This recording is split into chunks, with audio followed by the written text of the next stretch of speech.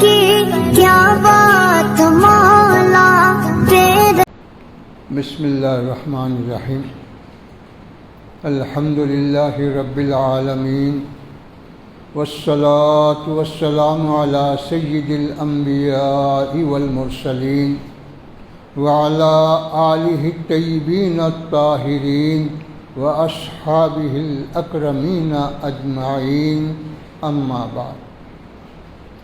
بزرگان ملت، برادران عزیز، ہم سبھی اس بات کو اچھی طرح سے جانتے ہیں کہ موت 3 قسم کی ہوتی. ایک عام موت ہے جو ہر انسان کو ہم دیکھتے ہیں کہ وقت آتا ہے، کوئی سبب، کوئی بغیر سبب کے وہ روح نکل جاتی ہے، یہ ایک موت ہے. دوسری موت انسان اپنی جان آپ خود لے لیتا ہے، جس کو ہم خودکشی کہتے ہیں.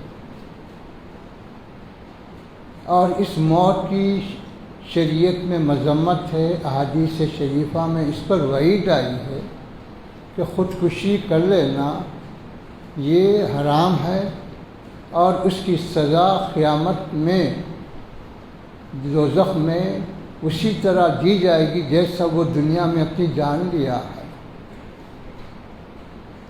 تیسری موت وہ ہے کہ کوئی بندہ اللہ کی راہ میں اپنی جان قربان کرتا ہے، جس کو شہادت کہتے ہیں. یہ 3 موت ہے. تو شہادت کی موت کو شریعت نے جو ہے عظمت والی موت بتلایا ہے، فضیلت والی موت بتلایا ہے. اس پر انعام کا ذکر کیا ہے، اس پر جو ہے برکت فضیلتوں کا ذکر کیا ہے، اور اس کی جو ہے تعظیم اور عظمت کا ذکر کیا. شہادت کی موت.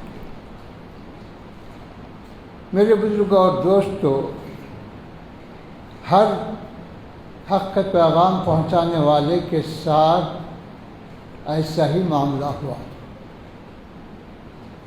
آپ سبھی جانتے ہیں کہ انبیاء کرام علیہم الصلاۃ والسلام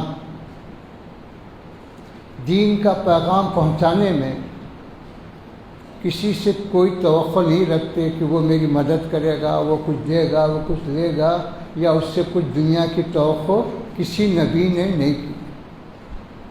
اور نہ کسی نبی نے کسی سے کوئی سوال کیا. لیکن اس کے جواب میں قوم نے کیا کیا؟ حضرت نوح علیہ السلام کا قصہ سامنے، حضرت ابراہیم علیہ السلام کا قصہ سامنے ہے. حضرت سیدنا ابراہیم علیہ السلام کو جو ہے جلانے کے لیے آگ تیار کی گئی، اور اتنی آگ کے جس کے قریب جانا کسی کے لیے ممکن نہیں تھا، اور اس میں ڈالنے کے لیے جانے کی بھی کسی میں ہمت نہیں تھی. تو گوپن بنا کر اس کے ذریعے آگ کو آگ میں ڈالا. تو حضرت سیدنا ابراہیم علیہ السلام نے کیا کیا؟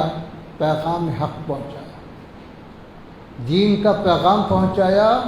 اسی پر قوم نے یہ معاملہ کیا. اس موقع پر حضرت جبریل امین آ کے کہتے ہیں، کیا میں آپ کی کوئی مدد کر سکتا ہوں؟ اجازت ہے؟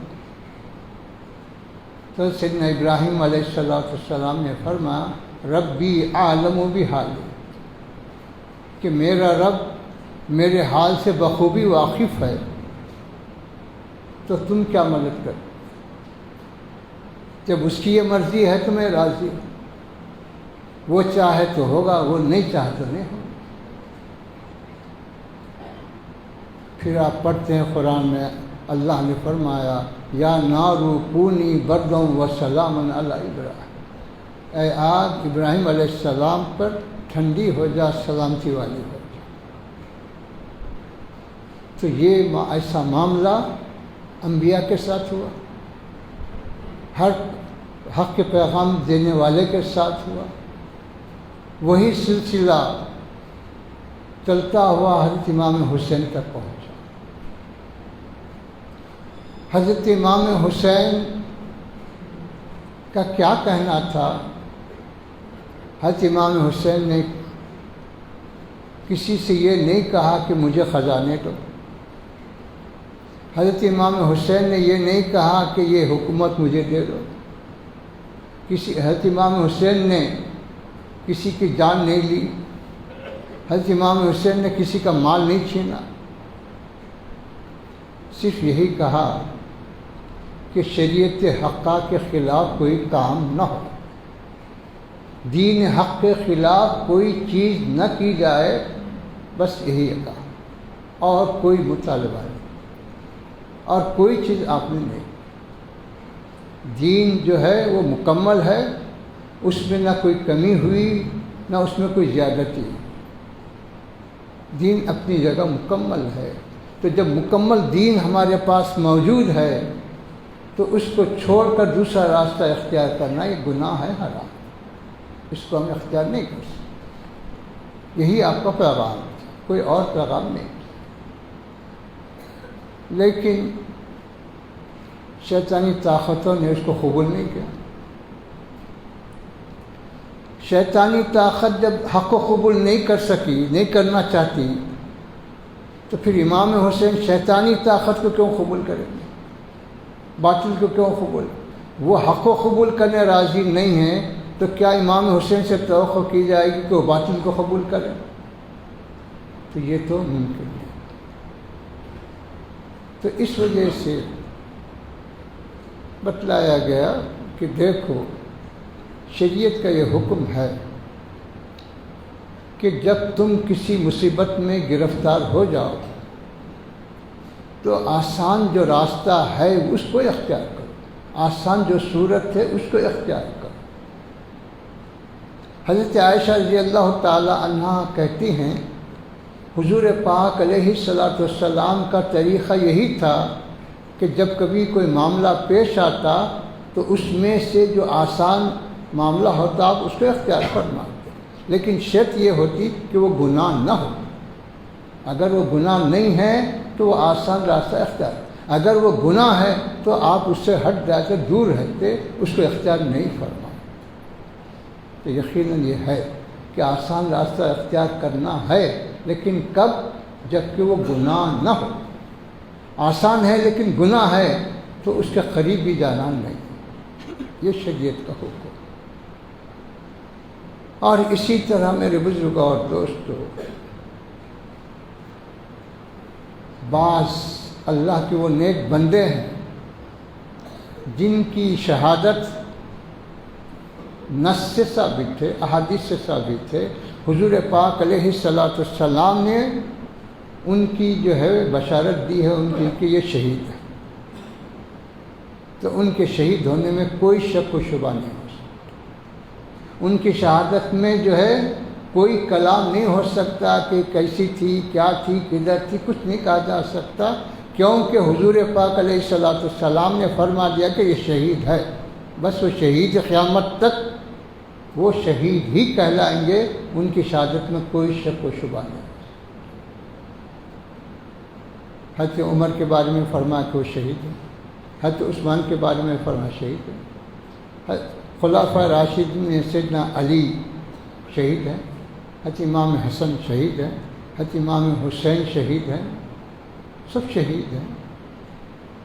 ان کی شہادتیں نص سے ثابت۔ تو چنانچہ روایت میں آتا ہے کہ حضور پاک علیہ الصلاۃ والسلام کے پاس حضرت جبریل امین آئے، آ کر جو ہے مٹی دی، وہ مٹی کربلا کی۔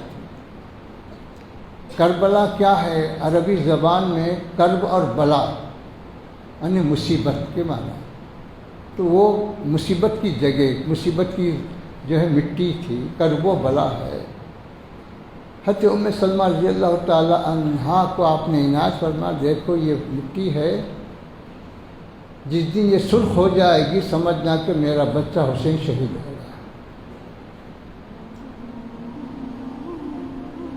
تو مٹی تو اپنا رنگ رکھتی ہے، لیکن اب اس کے اندر برسوں کے بعد لالی آنا، یہ حضور پاک علیہ السلام کے ارشاد کی بنا پر خود بخود کے رنگ نہیں ملایا گیا، خود بخود کوئی چیز میں شامل نہیں کی گئی۔ بتلایا آپ نے کہ امام حسین جب شہید ہوں گے تو جیسے ہی زمین پر آپ کا خون گرے گا یہ مٹی لال ہو جائے، تو وہ 10 محرم کو ہی لال ہو۔ تو اس طرح سے جو ہے کسی کو چمگوئی کرنے کی ضرورت نہیں، کسی کو کوئی کہنے کا حق نہیں ہے کہ امام حسین نہیں جاتے تو اچھا تھا، وہ ایسا کرتے تو اچھا تھا، یوں ہوتا تو اچھا تھا۔ یہ کسی کو حق نہیں ہے، کسی کو یہ اختیار نہیں ہے کہ اس طرح سے کوئی کہے۔ پھر میرے بزرگ اور دوستو،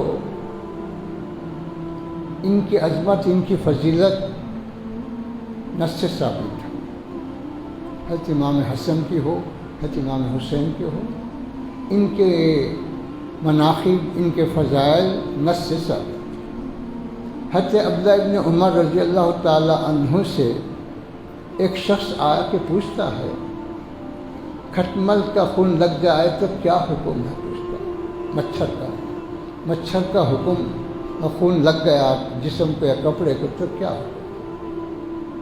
تو حضرت عبداللہ ابن عمر رضی اللہ تعالیٰ عنہ تعجب سے اسے پوچھتے ہیں تو ہے کہاں کا؟ تو کون ہے؟ تو میں عراق کا ہوں۔ تو حضرت فرماتے ہیں کہ حضور پاک علیہ السلام کے نواسے کا خون تیری زمین پہ گرایا، اس وقت خون یاد نہیں آیا، مچھر کا خون تجھے یاد آیا، جبکہ ان کے بارے میں حضور پاک علیہ السلام کا ارشاد ہے کہ یہ میرے 2 پھول ہیں فرمایا۔ تو پھول کو شہید کرتے وقت، حضور کے شہید کے نواسے کو شہید کرتے وقت خون یاد نہیں آیا، مچھر کا خون تیرے کو یاد آیا۔ تو میرے بزرگ اور دوستو،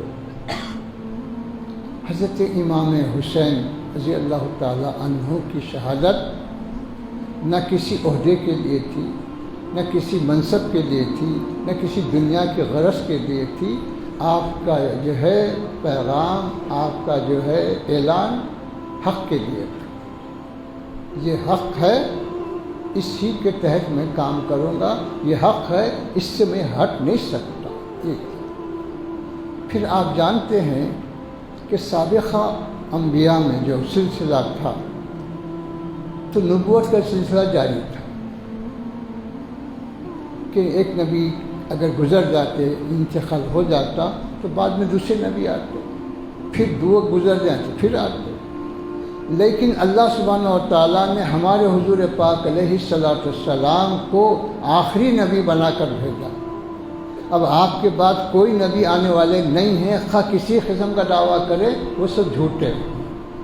تو پھر اب اس ملت کے کام کو چلانے والے کون ہیں؟ کیسا؟ کیونکہ جب تک کہ حضور پاک علیہ السلام کی ذات اقدس اس دنیا میں موجود تھی، آپ ہی اس امت کے جو ہے پورے جو ہے کیا کہنا چاہیے، ہدایت دینے والے تھے، ان کی تمام معاملات کا جو ہے انتظام فرمانے والے، اور ان کی تمام ذمہ داریوں کو، ان کے تمام ذریعات کو دیکھنے والے آپ ہی کی ذات تھی۔ اب وہاں نہ کسی پارلیمنٹ کی ضرورت تھی، نہ کسی اور کی ضرورت تھی، بس آپ کا فرمان وہ آخری بات، وہاں کسی کو کچھ اور اختیار نہیں۔ لیکن اب وہ اختیار جو آپ کو تھا امت کو تو نہیں مل سکتا۔ اب جب آئیں گے یہ کام تو وہ خلافت کے ذمے کیا گیا کہ خلافت کے ذمے کیا کام تھا کہ شریعت کو پہنچانا، شریعت کو نافذ کرنا اور امن و امان قائم رکھنا، مسلمانوں کے حقوق کی نگرانی کرنا، یہ خلافت کا کام، خلفاء کا کام۔ یہ اب خلیفہ جو ہے جو بول دیے یہ شریعت میں نہیں تھا۔ خلیفہ بھی شریعت کے پابند، خلیفہ شریعت کے خلاف کوئی حکم نہیں دے سکتے، خلیفہ کو کوئی اختیار نہیں کہ وہ جو چاہے کریں، جیسا چاہے کریں، یہ اختیار خلیفہ کو نہیں، خلافت کو۔ خلیفہ پابند شریعت، وہ تمام اختیارات حضور پاک علیہ الصلاۃ والسلام کو تھے کہ آپ کسی حکم کو منسوخ کریں، کسی حکم کو جاری کریں، کسی حکم کو بدل دیں، یہ سب اختیارات آپ کو تھے، لیکن خلیفہ کو تھے۔ تو میرے بزرگوں اور دوستوں، خلافت کا مفہوم اسلام میں، شریعت میں جو ہے کیا ہے؟ صرف خلیفہ بھی عام انسانوں کی طرح اتنا ہی حق رکھتا جتنا ایک عام انسان کو خلیفہ کو بھی اتنا ہی حق ہے۔ صرف اختیارات شریعت کے نافذ کرنے میں، شریعت کے پہنچانے میں اور امن و امان کے اور انصاف کے قائم کرنے کے اختیارات خلیفہ، یہ ہے شریعت، یہ ہے خلافت۔ چنانچہ آپ جو ہے سنتے ہیں، پڑھتے ہیں، کیا پڑھتے ہیں کہ حضرت ابوبکر صدیق رضی اللہ تعالیٰ عنہ کو جب خلیفہ بنایا گیا تو کیا ہوا؟ دوسرے دن جو ہے حضرت کپڑوں کا گٹھا اپنے کندھے پہ لے کے تجارت کے لیے نکلے۔ حضرت عمر راستے میں ملے، حضرت عمر نے کہا کہ آپ کو خلیفہ بنایا گیا، امیر المومنین بنایا گیا، اگر آپ یہ کاروبار میں مصروف رہیں گے تو یہ مسلمانوں کے معاملات کون دیکھے گا؟ تو حضرت ابوبکر صدیق کہتے ہیں اگر میں یہ کام نہ کروں تو پھر میرے بھی بچوں کا حق کون دیکھے گا؟ تو حضرت عمر نے کہا کہ یہ بھی صحیح ہے، اگر آپ ادھر مصروف ہو جائیں تو پھر ان کے گھر کا کیا؟ تو چلو حضرت ابو عبیدہ بن جراح رضی اللہ تعالیٰ عنہ کے پاس، ان کو حضور پاک علیہ الصلاۃ والسلام نے امین الامہ قرار دیا، ان کے پاس جا کے یہ مسئلہ حل کریں گے۔ حضرت ابوبکر صدیق نہیں کہتے کہ میں کسی کے پاس کیوں جاؤں، میں خلیفہ ہوں، میں حاکم ہوں، خزانے میرے تحت ہیں، فوج میرے تحت ہے، پولیس میرے تحت ہے، سب پورے حکومت کا نظام میرے تحت ہے، میں کسی کے پاس کیوں جاؤں، میں کسی کی بات کیوں سنوں؟ نہیں بڑھ ہاں شریعت میں جو ہے جاتے ہیں۔ حضرت ابو عبیدہ رضی اللہ عنہ کیا کہتے ہیں؟ اے ابو بکر سنو، آپ کو بیت المال سے وظیفہ دیا جائے گا، مگر کتنا دیا جائے گا؟ ایک عام آدمی کو جتنا دیا جاتا ہے اتنا ہی دیا جائے گا، اس سے بڑھ کے نہیں دیا جائے گا۔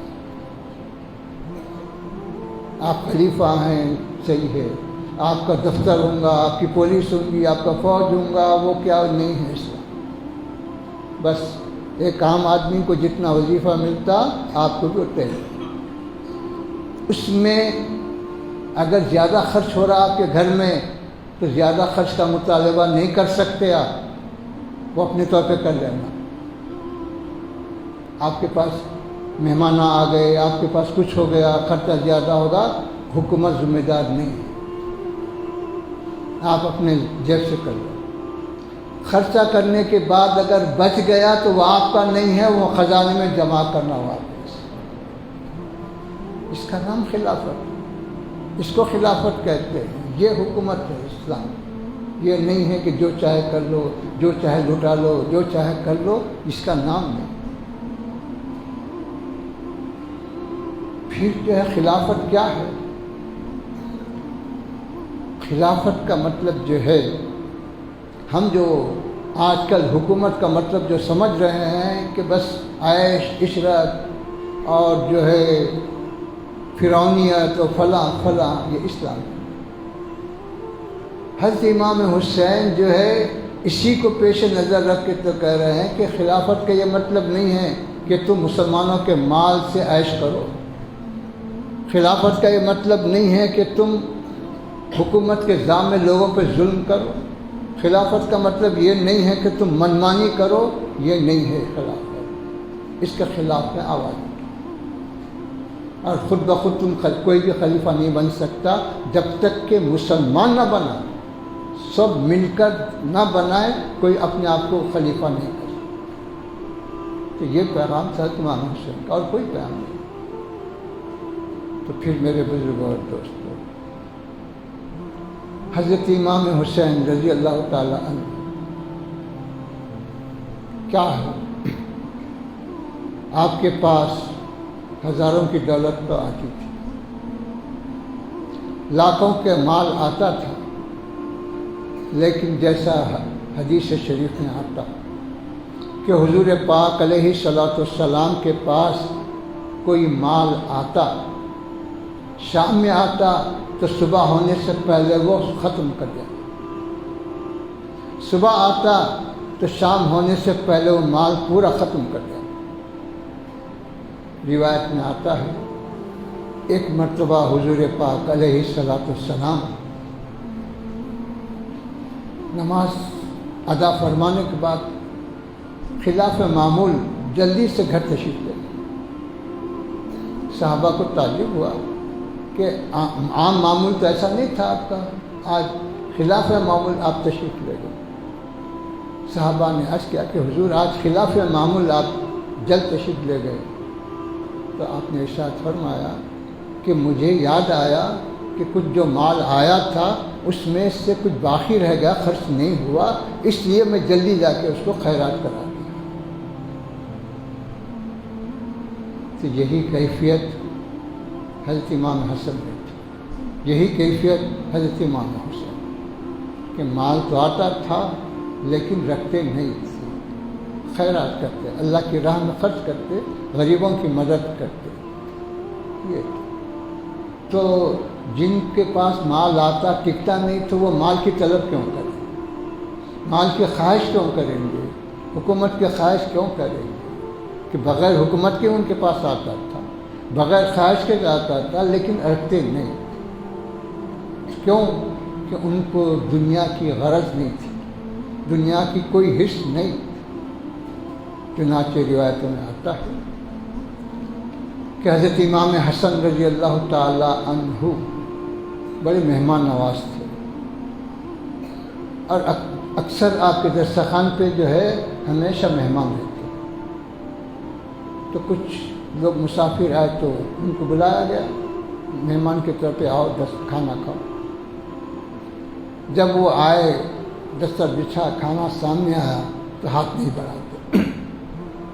حضرت امام حسن نے کہا کہ کیوں، کیا تکلیف ہے، ہاتھ کیوں نہیں بڑھا رہے کھانے کے لیے؟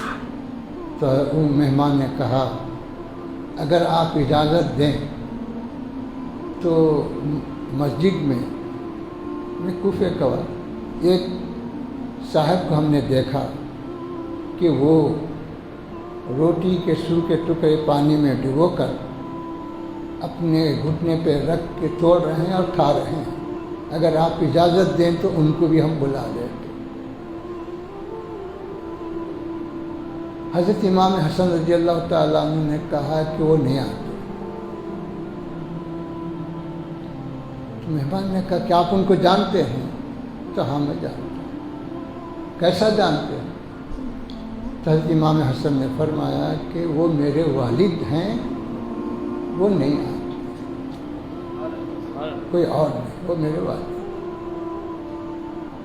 تو جن کے پاس دنیا جو ہے آنے سے گھبراتی تھی، ان کو کیا دنیا کا سبق پڑھا جائے؟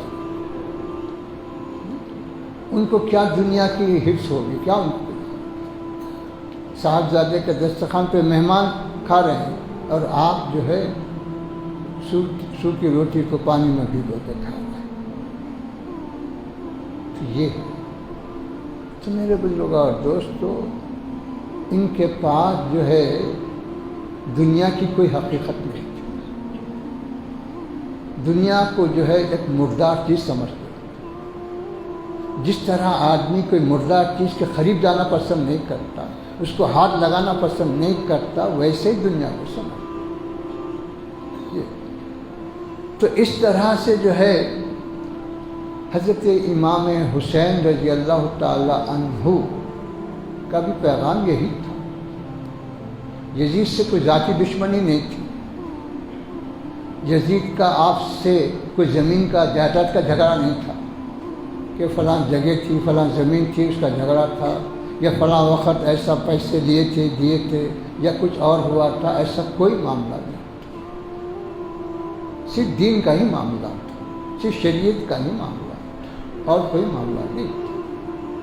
تو اس وجہ سے بتلایا گیا کہ حضور پاک علیہ الصلاۃ والسلام کا ارشاد ہے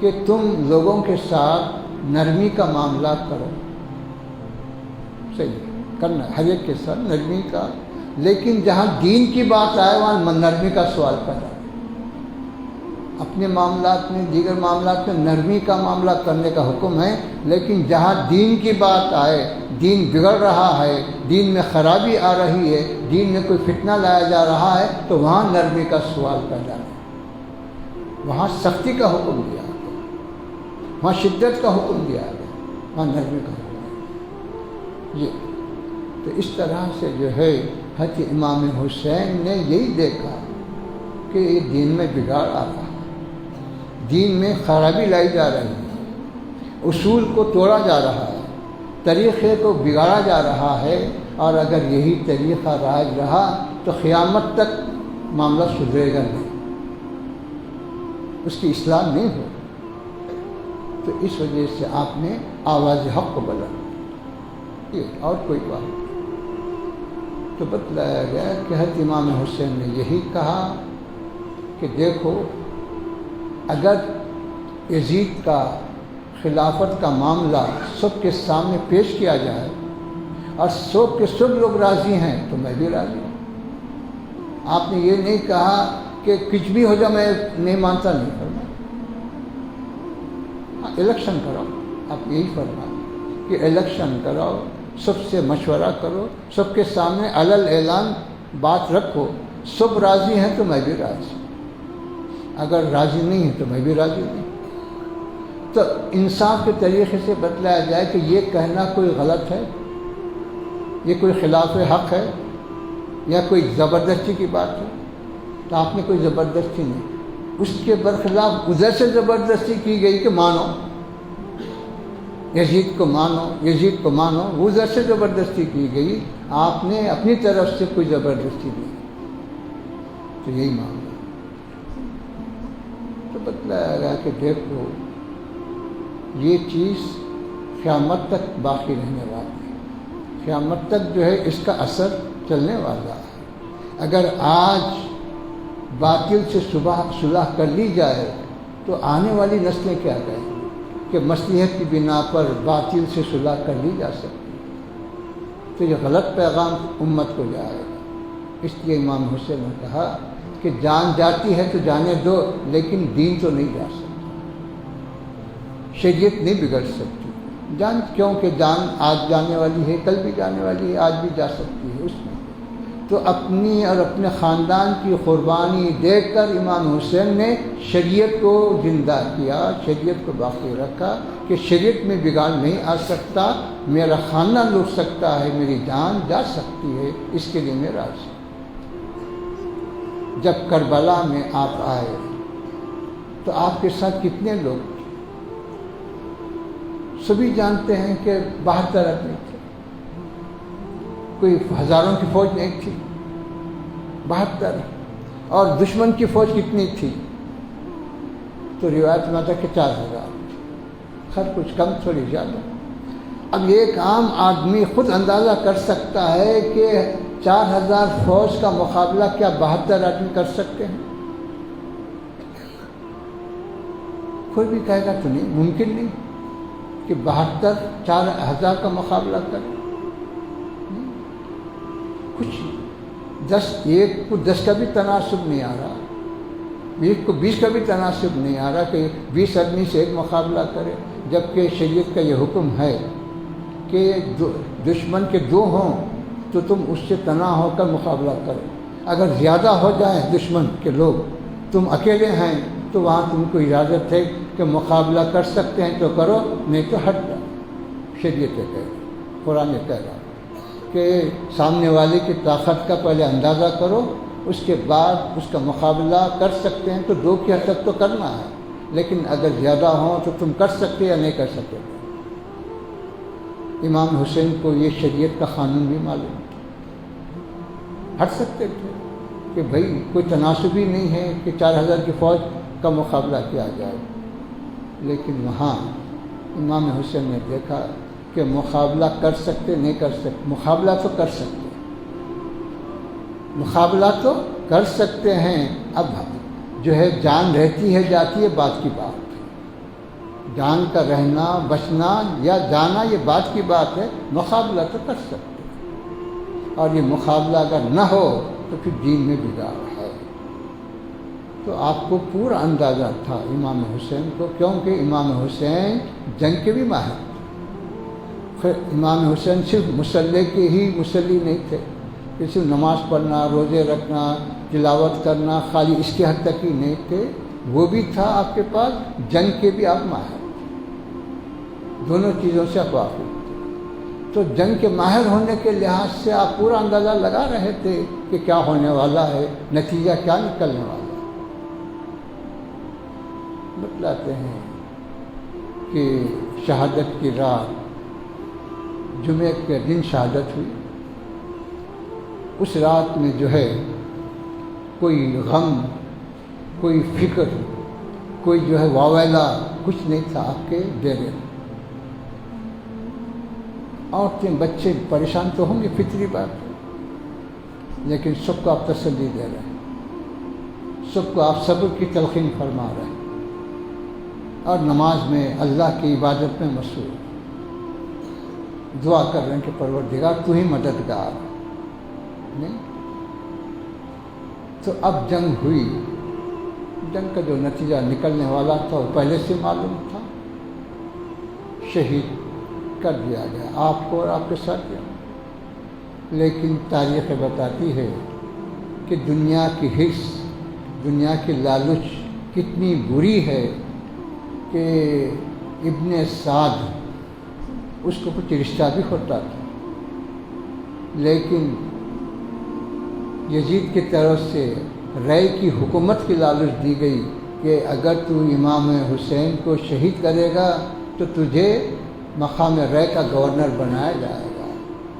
اس دنیا کی حرص میں وہ امام حسین کو شہید کیا، اور ایسے کئی لوگ تھے جو صرف دنیا کی خاطر، حالانکہ ان کے دل کہہ رہے ہیں کہ امام حسین حق پر ہے، ان کے دل گواہی دے رہے تھے کہ یزید جو ہے ناپاک، وہ جو ظالم ہے باطل ہے، لیکن دنیا کی حرص غالب آئی اور وہ باطل کی طرف چلے۔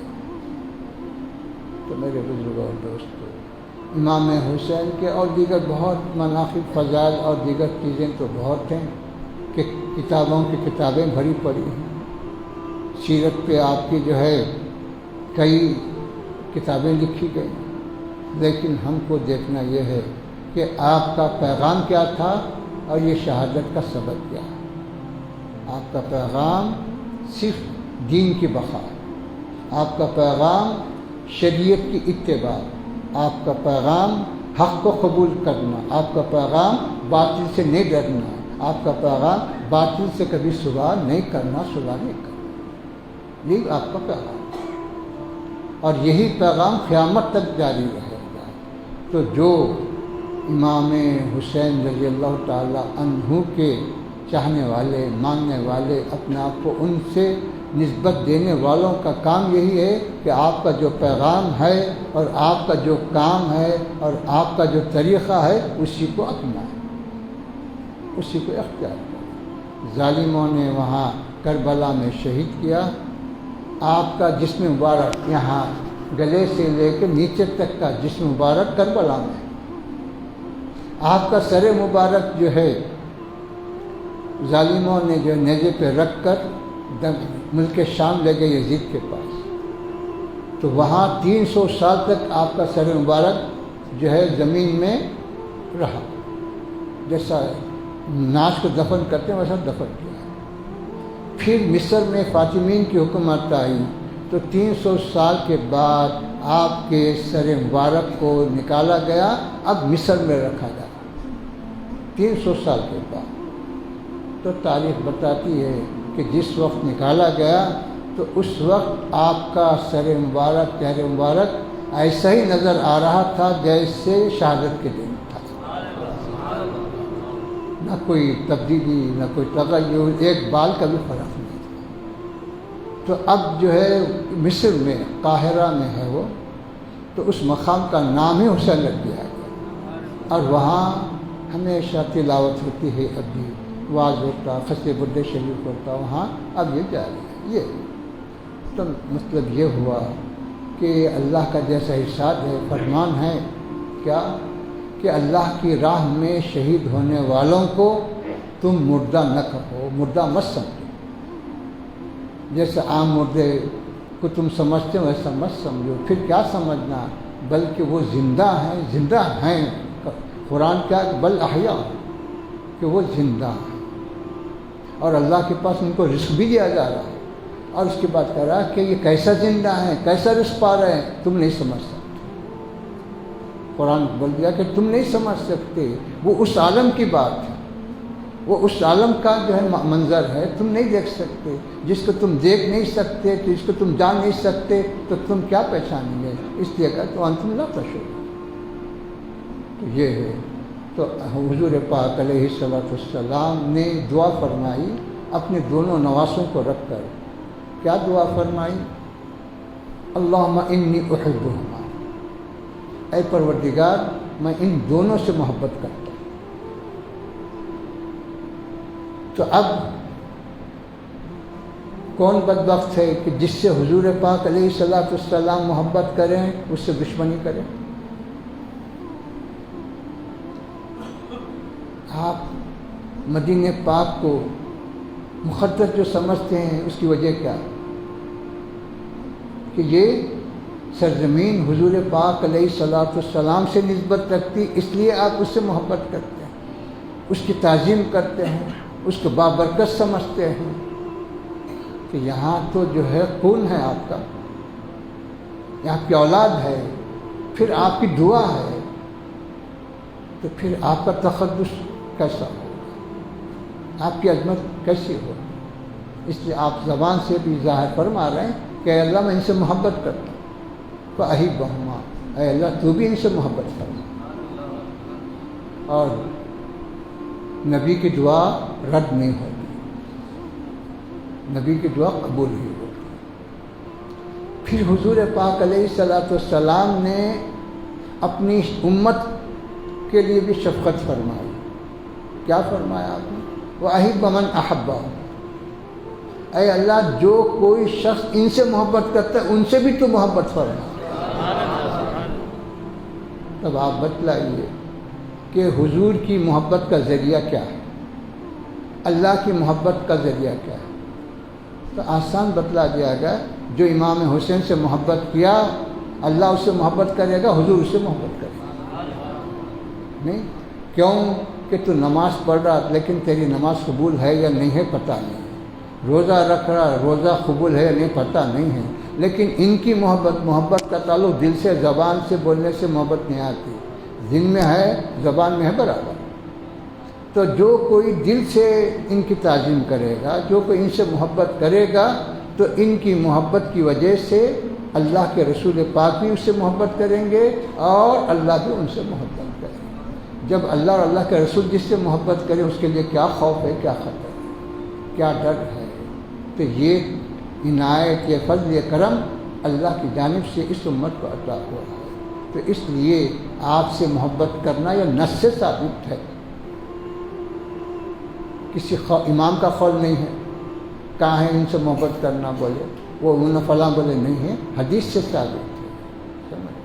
تو اس وجہ سے ساری کی ساری امت اس وقت سے لے کر آج تک، آج سے لے کر قیامت تک اہل بیت سے محبت کرتی ہے، کر رہی ہے، کرتی رہے گی۔